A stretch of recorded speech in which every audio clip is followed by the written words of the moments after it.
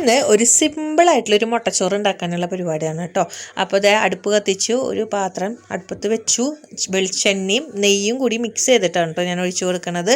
പിന്നെ ഇത് ഇഞ്ചി വെളുത്തുള്ളി പച്ചമുളക് ചതച്ചത് ഇട്ട് അതിൻ്റെ പച്ചമണം ഒന്ന് മാറി വന്നപ്പോൾ 1.5 സവോള ഞാൻ ചെറുതാക്കി മുറിച്ചത് അതിലേക്ക് ഇട്ട് കൊടുക്കുന്നുണ്ട്. എന്നിട്ട് അത് നന്നായിട്ടൊന്ന് വഴറ്റി കൊടുക്കുന്നുണ്ട് കേട്ടോ. സവോള ഒന്ന് നന്നായിട്ടൊന്ന് വഴണ്ടി വരണം. നന്നായിട്ടൊന്ന് വഴറ്റി കൊടുത്തതിന് ശേഷം ഒരു തക്കാളിയാണ് ഞാൻ എടുത്തിരിക്കുന്നത്. അത് ചെറുതാക്കി കട്ട് ചെയ്തിട്ട് ചേർത്ത് കൊടുക്കുന്നുണ്ട് കേട്ടോ. പെട്ടെന്നൊന്ന് വഴണ്ടി കിട്ടാൻ വേണ്ടിയിട്ടാണ് ചെറുതായിട്ട് കട്ട് ചെയ്ത് കൊടുക്കുന്നത് കേട്ടോ. അതിലേക്ക് ഇതേ കുറച്ച് വേപ്പിൻ്റെ ഇലയും കൂടി ഇട്ട് കൊടുത്തിട്ടുണ്ട്. മല്ലിയിലയൊക്കെ ഇങ്ങനെ ചേർത്ത് കൊടുക്കാം. ഇപ്പോൾ വേപ്പിൻ്റെ ഇലയിൽ വെച്ച് ഞാൻ അഡ്ജസ്റ്റ് ചെയ്യാണ്. പിന്നെ അത് പാകത്തിനുള്ള ഉപ്പും ചേർത്ത് കൊടുത്ത് നന്നായിട്ട് അതൊന്ന് വഴറ്റി എടുക്കാം. പിന്നെ ഞാൻ ഇതിലേക്ക് പൊടികളായിട്ട് മഞ്ഞൾപ്പൊടി, മുളക് പൊടി, കുറച്ച് ഗരം മസാലയും കൂടി ചേർത്ത് കൊടുക്കുന്നുണ്ട് കേട്ടോ. ഒരു ഫ്ലേവർ കിട്ടാൻ വേണ്ടിയിട്ടാണ് ഗരം മസാല ചേർത്ത് കൊടുക്കുന്നത്. എന്നിട്ട് അത് നല്ല പോലെ അതിൻ്റെ പച്ചമണം മാറണ വരെ ഒന്ന് ഇളക്കി കൊടുക്കുക.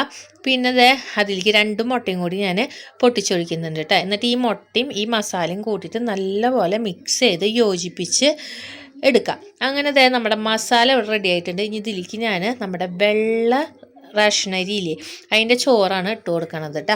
നിങ്ങൾക്ക് വേണമെങ്കിൽ പൊന്നരിയോ ബസ്മതി റൈസ് എന്ത് വേണമെങ്കിലും ചേർത്ത് കൊടുക്കാം. ഞാനിപ്പോൾ എൻ്റെ കയ്യിൽ ഈ ഒരു അരിയാണുള്ളത്, അതുകൊണ്ട് ഞാൻ ഇത് വെച്ചിട്ടാണ് കേട്ടോ മുട്ടച്ചോറ് ഉണ്ടാക്കണത്.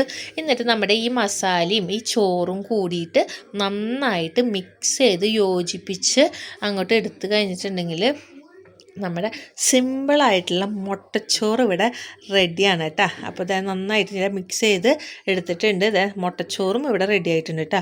അപ്പോൾ സിമ്പിൾ റെസിപ്പിയാണ്, ഒന്ന് ട്രൈ ചെയ്ത് നോക്കിക്കോ. അടുത്തൊരു വീഡിയോയിൽ കാണാം. ബൈ.